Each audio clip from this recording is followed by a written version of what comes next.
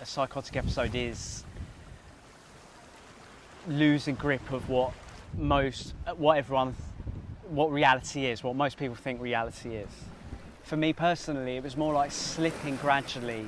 My thoughts and my feelings changed significantly, but it was like a natural, and it's a complete change of outlook. And all of life, all your world, your people around you, your job, your relationship, everything suddenly becomes different. Your perception has changed. The first symptoms were just like my name being called. It sounded like it was coming from down a corridor, or maybe someone whispering it behind me, or I could hear voices but I couldn't really hear what they were saying. It sounded a lot like children giggling and things like that. And at first I was thinking, is this place haunted, or am I just being strange? I used to work in a very old building, so I thought, maybe there's just not the knocks and the bangs and things, but it happened at home as well. But that quickly progressed from there into quite severe psychosis very quickly. I was really unfulfilled, not just in my course, but just generally in life. All the walls around your brain, it just crumbled away, and all these ideas I had for films kind of just spewed out. I felt like I'd become some sort of special, almost messiah-like person with all this energy that had been manifesting for a long time. Anyone, normal person or any kind of whoever would believe, yes, that is a stone. We all know that to be a stone. Well, I believed that I was Jesus, or that I was some special being here to save the planet, as much as you believe this is a stone. And I started to have quite severe beliefs about the end of the world was coming, and that I was communicating with the devil. And then sort of within a few weeks it had got to a stage where I was sort of hallucinating murderers and things in my house and giving me commands.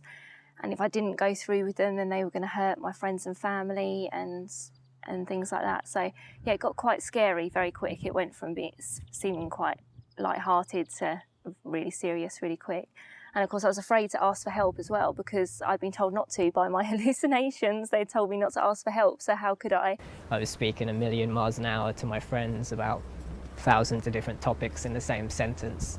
Paint all over me and like coffee stains, and writing all up my arm, running around on like rooftops with my camera, laughing at all the mundane stuff going on beneath me.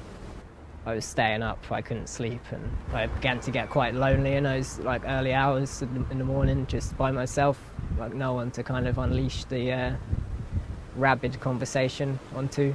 I started talking to my dictaphone like it was a friend, so it was like the only one who'd listen to me and not kind of judge me, or just it would just preserve this weird thing that was going on with me. Writing loads of stuff, just random, half nonsense and half kind of almost my own kind of theology. And I was speaking in a lot of metaphors, and people thought I was almost like, I don't know, rhyming or kind of speaking in riddles.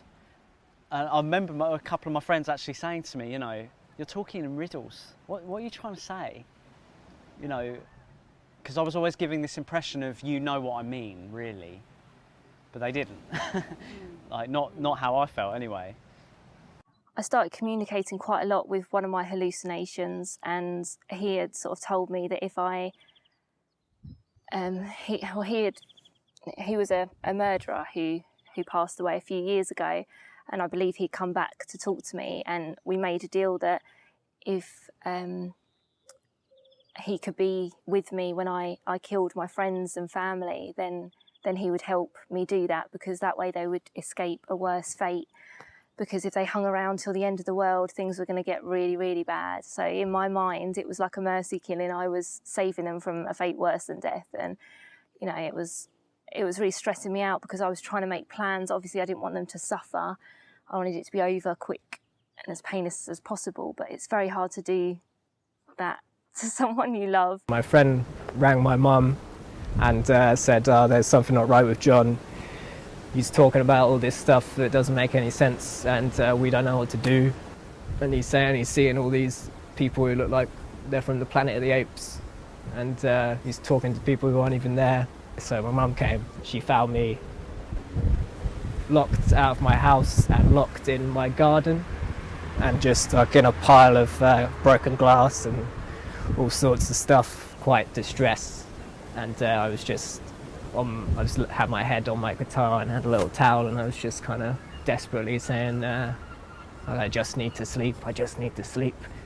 Just let me sleep, I'll be fine.